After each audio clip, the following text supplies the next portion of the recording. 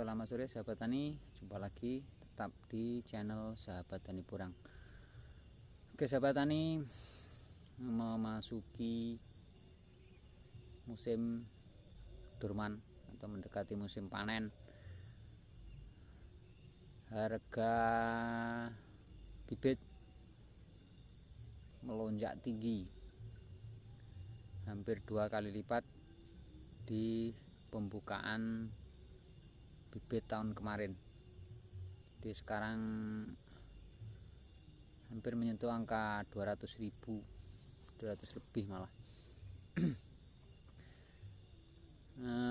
Memang di tahun 2001 ini porang menjadi trending kembali. Banyak yang ingin membudidayakan, akhirnya permintaan akan bibit semakin tinggi. Itu yang menjadi cepatnya kenaikan harga bibit katak maupun nanti di bibit umbi. Kami sebagai petani porang sebenarnya senang dengan naiknya harga bibit, tapi di sisi lain kami juga khawatir dengan semakin meningkatnya nilai ekonomi dari komoditas porang membawa dampak negatif. Jadi ada dampak positif dan juga ada dampak negatifnya. Dampak positifnya bisa kami rasakan sebagai petani porang, itu tadi kenaikan harga dari bibit maupun dari umbi produksi. Karena dari umbi produksi pun saya dengar kabar harga pabrik sudah 8.000. Itu sedikit ada kenaikan dibanding di tahun 2019 kemarin, 2020 kemarin. Di sisi negatifnya, dengan semakin baiknya harga porang, ini akhirnya memancing tangan-tangan yang tidak bertanggung jawab untuk istilahnya, mohon maaf, mencuri dari tanaman-tanaman porang yang dibudidayakan oleh petani. Jadi sudah banyak terjadi pengambilan atau pencurian katak maupun umbi yang dicabut dari lahan-lahan budidaya petani.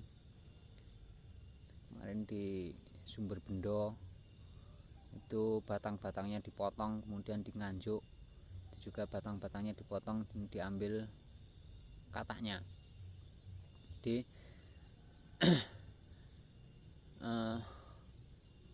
untuk sisi negatifnya, semakin meningkatnya pencurian terhadap tanaman porang. Dan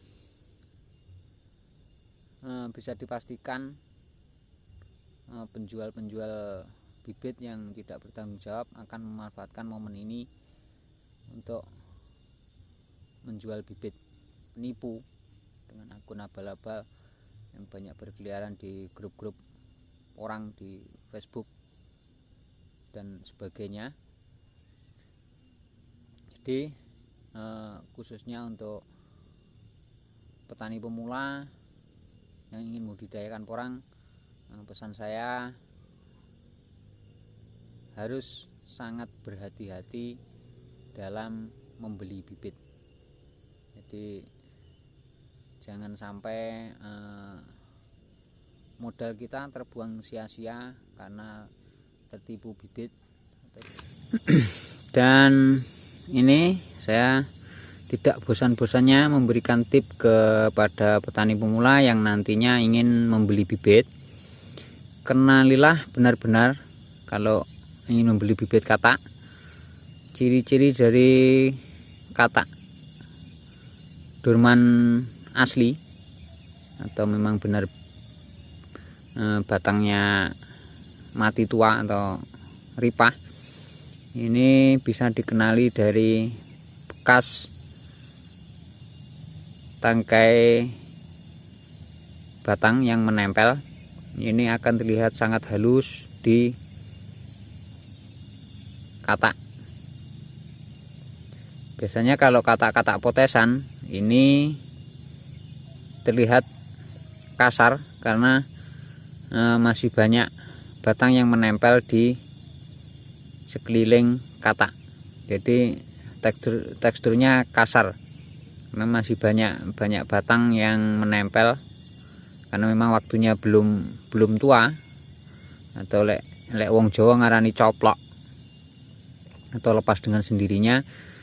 Itu biasanya masih banyak bekas-bekas batang yang menempel di sekeliling katak ini.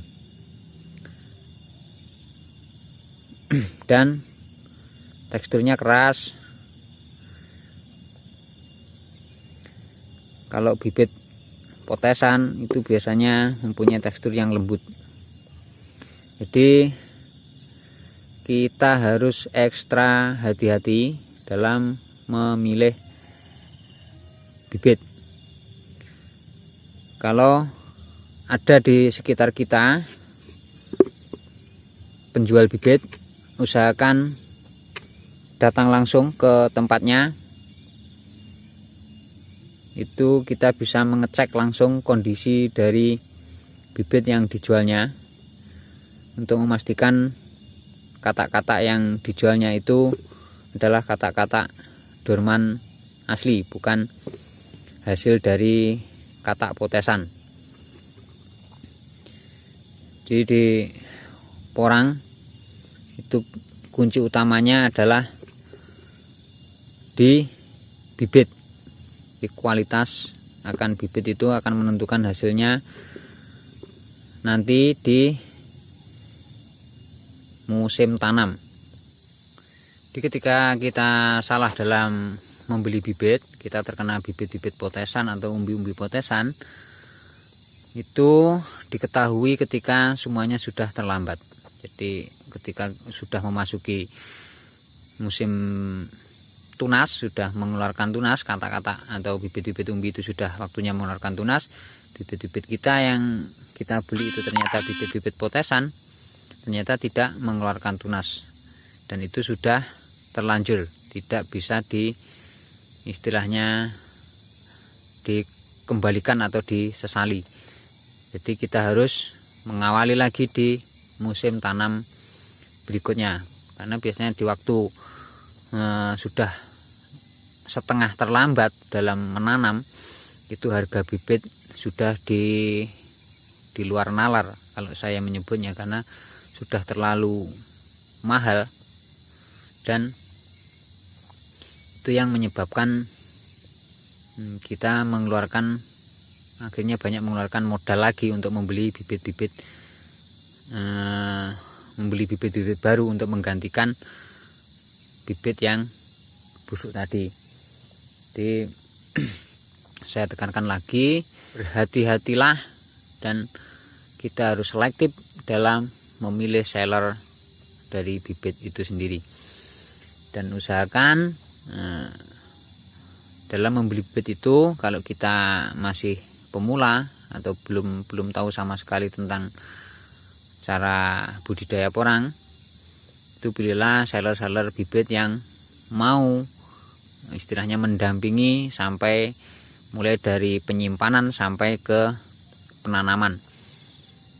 Jadi itu tanggung jawab dari penjual bibit yang amanah, karena di porang itu bukan modal yang sedikit, dan tanaman porang ini bukan seperti tanaman jagung yang bibitnya selalu tersedia di toko, karena bibit dari porang itu terbatas dan tidak dijual di toko-toko pertanian atau toko-toko bibit. Jadi sekali kita salah melangkah, itu yang akan menyebabkan kita menyesal dalam satu musim. Jadi kita hanya bisa mengulanginya atau kita memulainya lagi di musim tanam berikutnya. Baik sahabat tani, demikian sharing dari saya. Semoga ada guna dan manfaatnya untuk petani-petani khususnya pemula yang ingin memulai menanam porang di musim tanam yang akan datang. Semoga itu bisa membantu dalam pemilihan bibit agar kita tidak tertipu atau buang-buang modal percuma. Dan apabila ada kesalahan kekurangan dari saya mohon maaf yang sebesar-besarnya. Demikian saya akhiri. Wassalamualaikum warahmatullahi wabarakatuh.